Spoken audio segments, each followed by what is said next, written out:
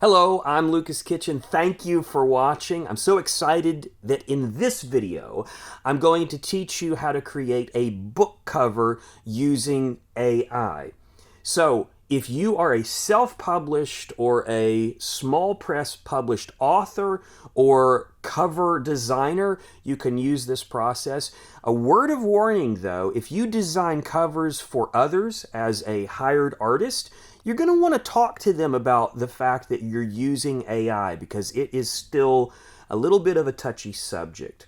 So, I am not only a director of a small publishing company, but I also am an author, and I've published over 20 books. And of our books, most of the covers for those books have been designed in the traditional way with traditional digital illustration. However, two of our books in the last year, we have used AI to create what I think are great book covers, and we are so excited about the outcome.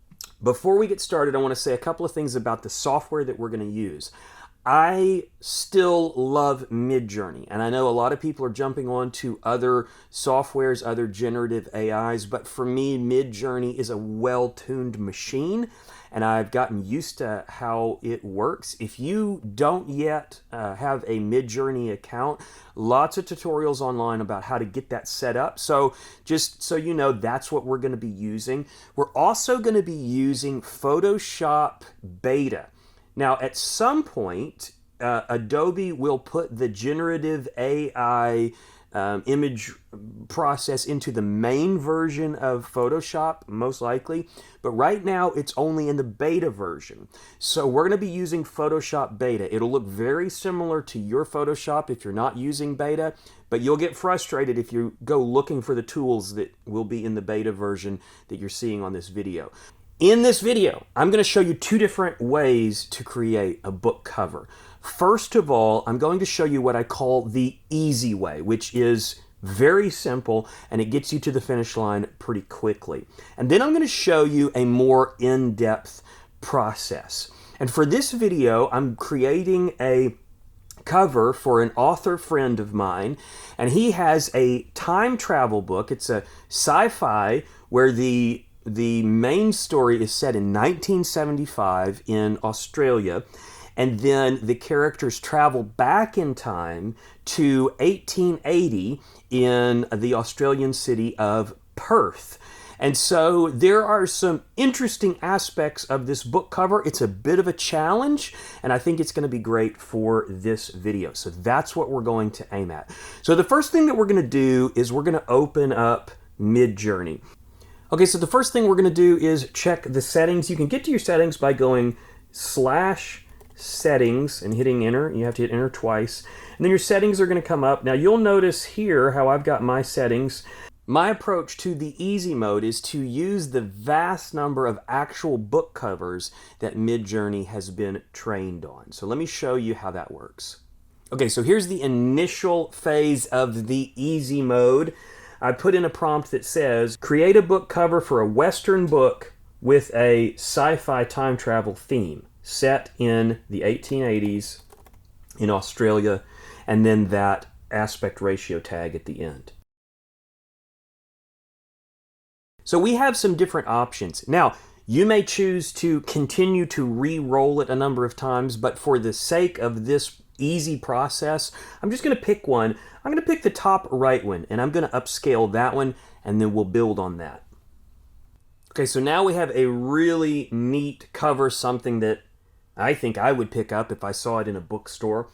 But we're going to need to build out from here a little bit. And so we're going to want a couple of assets as we do this. One of the things that we're going to do is a new feature in Midjourney, which is the zoom out. So I want to take this image and I want to make it a little bit bigger because I'm going to want some margin around the edges, I can already tell. So let's zoom out 2x. Okay, so we got some good results. I like the top right one, so I'm going to upscale that one. Now what we want to do is we want to download our assets. So I'm going to get both. So that gives me a larger version I can look at. Now you'll notice that the text is complete nonsense. That's okay. We're going to fix that. Now I'm going to right click it and save to my downloads. You save it wherever you save it. And now we're going to go back and take a look at the zoomed out version and do the exact same process. Here we go. Now we have two main assets that we're going to begin to build upon. And we're going to get into Photoshop to do that. Now remember, this is Photoshop Beta. In the future, you'll be able to do this in the normal versions of Photoshop. But if you need Photoshop Beta, go ahead and get that. Now I'm going to open the smaller version in Photoshop first, and we're going to save that larger zoomed out version for in a moment. Okay, so now we have our main book cover image in Photoshop Beta. Let's go to the layers, and this might be a locked layer. It may look like this. You're going to turn that off, and we're going to duplicate this. I always do this because I want a clean version at the bottom of my layer stack, just in case I need to get to it. So now I'm just going to basically turn that off, and I'm going to work on a layer above. I'm going to call it book cover. And then the first thing I want to do is I want to take care of this text. Look at this text. Son me skin near lily. It's nonsense, and that's because the Midjourney doesn't know how to make text that makes sense. It's not its job, but it knows what text looks like. So I've grabbed the lasso tool. We're going to circle it, and then if you're in Photoshop Beta, the latest version, your Generative Fill comes up, and here's what I tell it: remove text. So it'll have to think about that for a minute. A little progress bar will come across your screen, and then boom, once it's done, here's what you get. Okay, so when it finishes processing, it's going to give you three different options, and you can click through them like this. And I think I like the first one fine, so I'm going to leave that. Now, I like to give feedback to Adobe just to let them know if they're doing a good job, so I'm going to give a thumbs up. And that's all. Now, let's zoom back out and take a look at what we have here. We have a pretty cool setup. Now, we're going to repeat the same process because we still have a little bit of text down here at the bottom. We're going to circle it, and we're going to tell it the same thing, remove text. Now, when you do this, when you do a new generative fill, it's going to create its own layer, so that's just fine. Okay, so we have our text removed. Now, we want to remember what the original text looked like because we're going to use it as a cue for what we want to create our text to be. So let's take off those top layers, make those invisible for a second. Okay, that text to me looks like it's a serif. It could be maybe like a Baskerville or something. So let me create a layer that emulates that. Okay, so here's our title, and it's right above the other title. So let's turn on those layers again. We're just going to take our title and put it right in place. Okay, we need one more line of text because remember the text at the bottom is the probably for this design where the author's name goes. Okay, so we need more margin on this book cover. Any designer will tell you that that text is way too close to the edge. So to get a margin, there's a couple of different ways we can do this. First, we could use Photoshop's built-in generative fill to try to get us some more margin. And that usually works pretty well. So let's start with that, and then I'll show you a second method. Okay, so to do what we need to do to get some extra margin, we're going to open Image Canvas Size. Now you can get to that by Option Command C if you're on a Mac. Now we see here that our resolution is kind of small, so really we're going to want a larger resolution. We'll take care of that in a little bit, but for now all we really need to do is add a little bit of margin around the outside edge. So let's just add 200 to each of these numbers. And now you'll see that we have margin around the edges. Remember how we got that zoomed out version of this cover? Well, let's go grab that now and I'll show you how to use it.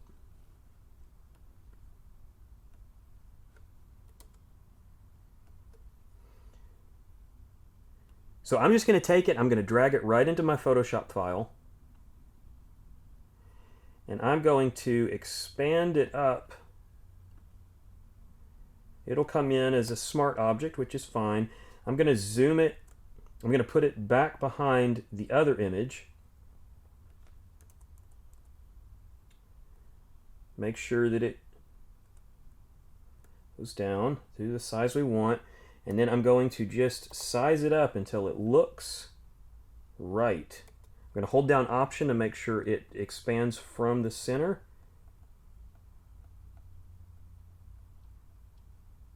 And now a lot of times what I'll do is I'll take the layer on top and I'll bring it down to a lower opacity to help line up the layer below. And we're pretty close there. Looks like we might still need a little bit of zooming.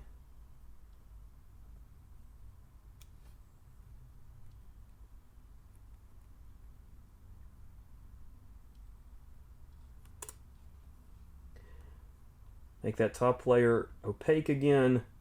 And now you'll notice that we're close, but we still need to do a little bit of work. I'm going to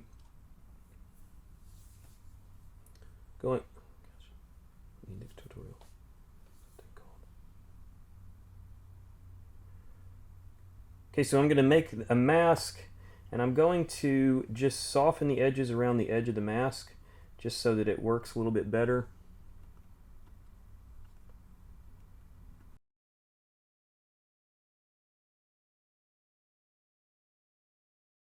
Okay, so now we have a basic book cover that could work for a Kindle.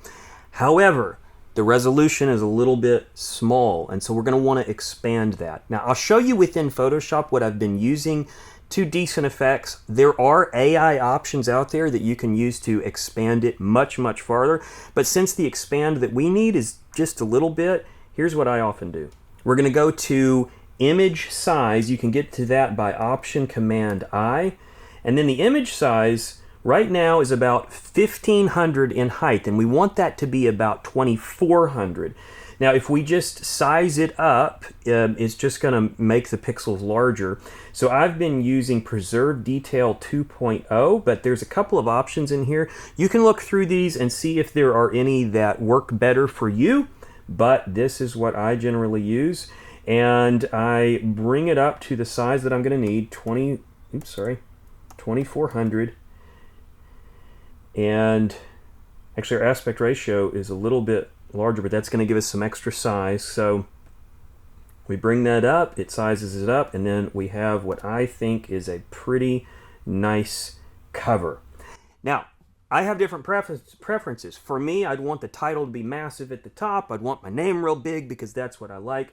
But I call this the easy method for a reason. This is almost a method where you have nearly no thought whatsoever because you've let the AI decide all aspects, even the typography. And so you then just are removing and replacing the text to work. Okay, now we're going to transition away from the easy method, and we're going to do something that takes a little bit more in-depth attention. So if you have a specific vision for what you want your cover to be, then you're probably going to need to create specific assets and then combine those into Photoshop. And as of yet, that, in my opinion, is the best way to realize your vision for a book cover. So let's jump into that. Okay, I've written the prompt. Let me explain what I have in here. First of all, in the prompt, I've got this phrase, and I use this a lot, a digital painting of.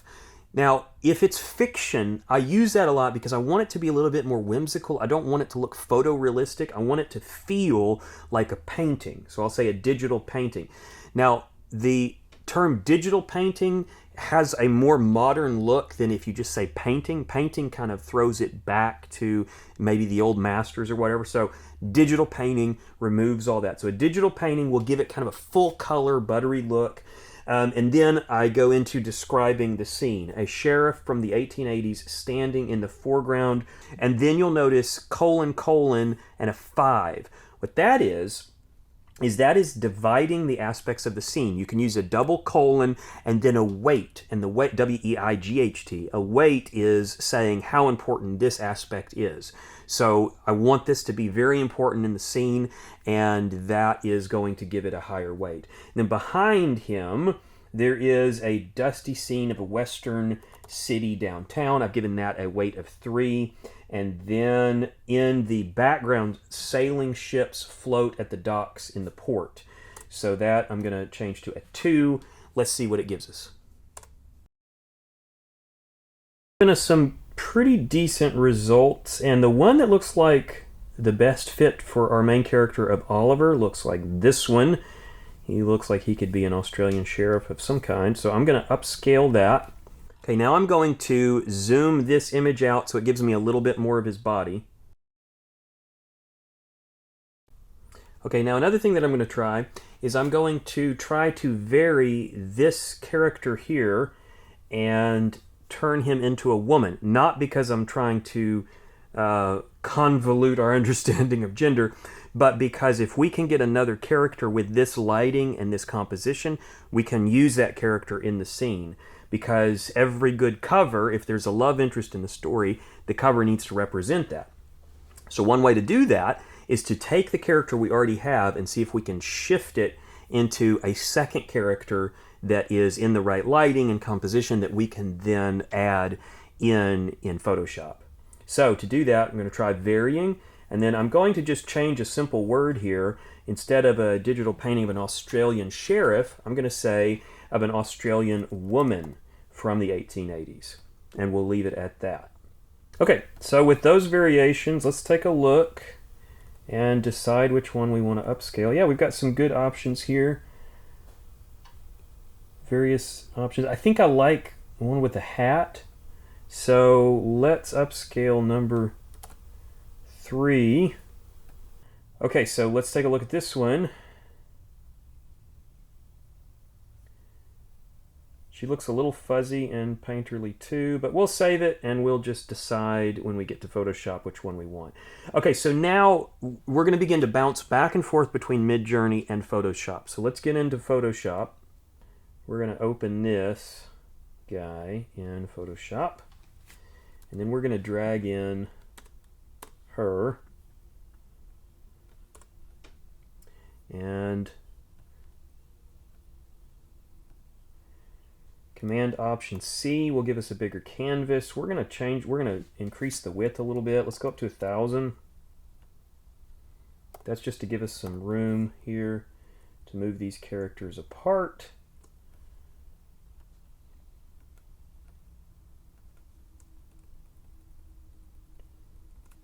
Now, Photoshop has a great feature that you should be using.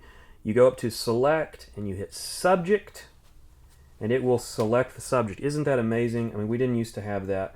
Now we're going to hit this mask tool, and guess what? We have the two characters right there. Now, boy, they look similar, don't they? And they may be too similar, but we can do some things about that. So the other thing we want to do is we want to get a mask on this guy. So we're going to go up to Select and Subject. Do the same thing with him. No, we're not. We're going to duplicate here.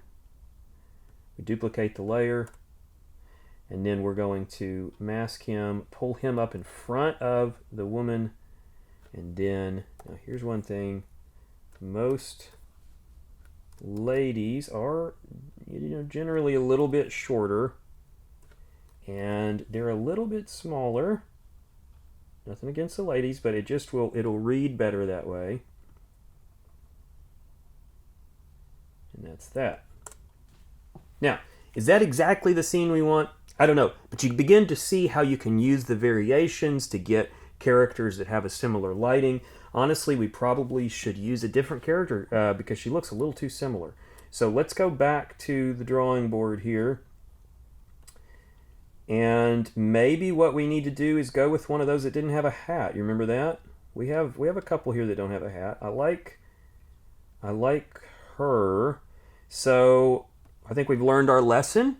Too similar. Looks a little odd. So let's go back and get her. And now this process, you see, we begin to add things into the scene, and we can begin to get it how we want it.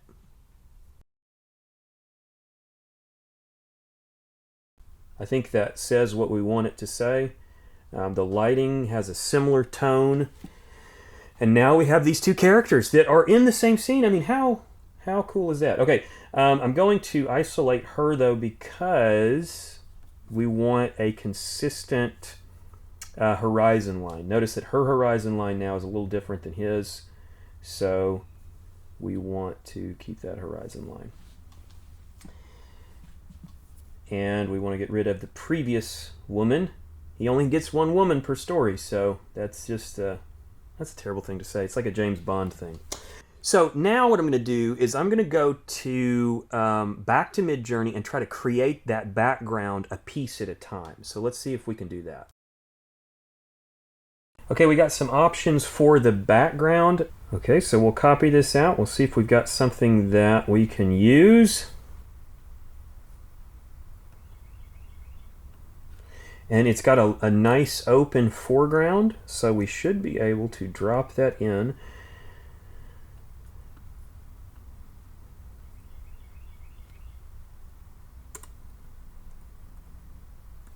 Now, you'll notice the lighting does not fit. Okay, one thing that you can do when the lighting doesn't feel right is you can try making things go different directions. So one of the things we could do here is we could flip this background to be the opposite direction. To do that, you can go to Edit, Transform, and then just flip horizontal. And the reason for that is you notice the light is coming from the right side. So I think that's where we're going to want the light to be coming from. And that feels a little bit better. We're going to need some more of that scene though. Okay, this is that same scene, but it's zoomed out a bit. So let's... If you remember the original scene, the background was actually fairly dark. So we may be able to use that to our advantage. So we're gonna try dropping this scene in and see if the darkness around the edges might work better. Yeah, maybe. Okay, I'll tell you what I'm going to do here. I'm going to duplicate this, and I'm going to gain the other. We want the dark part to be kind of down the center, so I'm going to duplicate it, and then I'm going to drag the other half kind of over here. Now we're starting to get somewhere. Okay, so let's drop out the background here. Actually, let's put gray back here. And let's temporarily drop out our foreground characters. And we want to see if this AI can do us any good. I have my doubts, but let's see what happens. We're going to try to have these two areas combine. I'm going to tell it to fill in that gray space there with a digital painting of a dark western scene at dusk, and it knows to make it fit with what's around. It did not do well. That is not... We'll just try fill, expand background. Hey, that's closer. That's closer. We almost could use something like that. I think we're going to go with this one, which I know you're thinking like, golly, it's a mess, but I think we can kind of get it where we want it to be. I'm going to take this background, I'm going to reintroduce it into Midjourney, because I think this is basically what we want. Okay, to give us a sense of the brightness, I want to render a lens flare. The way you do that is you make a layer. The way I do it is I make a layer that's completely black. I tell it to go to filter and then render lens flare, and then you kind of place it roughly where you want it. You make the size, the brightness. Let's see, we're going to do the 35 to 300 millimeter. We'll kind of do it real bright, and then it renders it, and then you're going to set the situation here. You're going to set it to screen, and then you can kind of move it where you want it. But see what that just did is that gives us a sense that there's something really bright going on down there, and that's kind of like the sunset. So we do that, and then suddenly it kind of makes more sense why our characters have that really hard light on their over their shoulder. So now we're gonna render this out as a flat image, and then we're gonna feed it back into Midjourney and see if it can kind of give us something like this. Okay, so the way we put images in, when I'm doing it, I just grab the image I just made, drop it in there, send it up to the bot, and then I open it in its own window and then grab the URL of that. So now we can put that into our prompt, and then we can go and grab our description that got us there in the first place. So then we're reinforcing the aspects that we like, and we're kind of de-emphasizing the things that we don't like. So let's try it.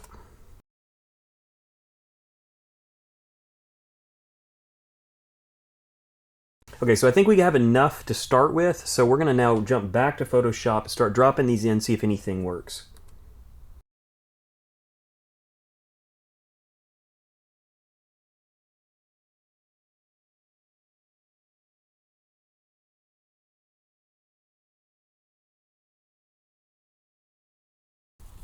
Okay, now I think we have an interesting scene. I think we have something that begins to get at maybe where we're headed with this thing. Put a little blur on the background. Don't want too much, but kind of gives it a sense that we're... Now another aspect that I really like using is I like to test out and see how the oil paint function, what it can do for us. And so we're going to duplicate the entire group and just flatten it as an experiment, and then use the oil paint to see if we like what it does. So you can do that by going to Stylize and Oil Paint, and you can kind of further the feel of it being art.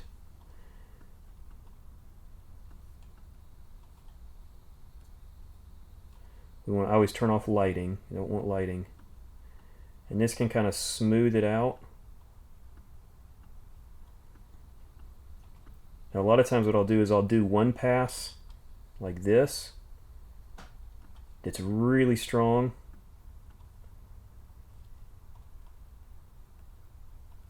And then I'll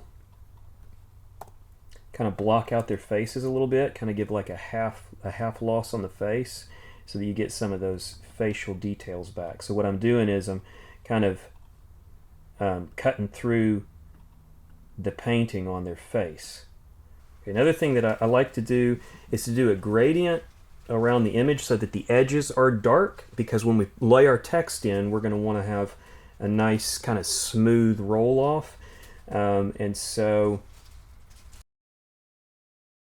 then another thing that I like to do, I don't always use it, but I will also a lot of times do an overlay, a new overlay of a color wash that goes from one side to the other.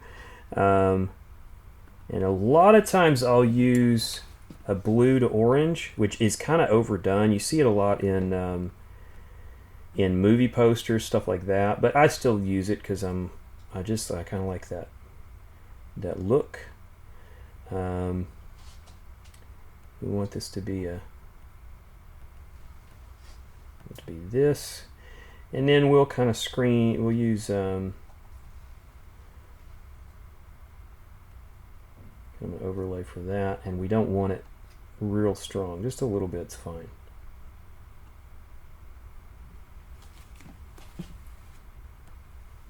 Okay. So my vision is that we want to continue to have the ship scene on the left, but then maybe we have kind of a high-tech time travel scene on the right behind the main characters.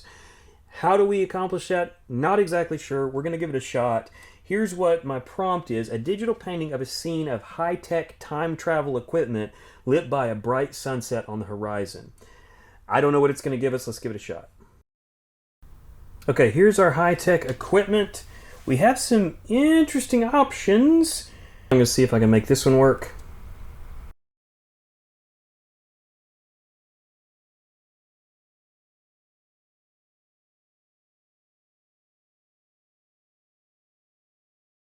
Okay, so I've dropped in a little bit of a hint of a sci-fi background on the right side, and we still have the ship on the left side.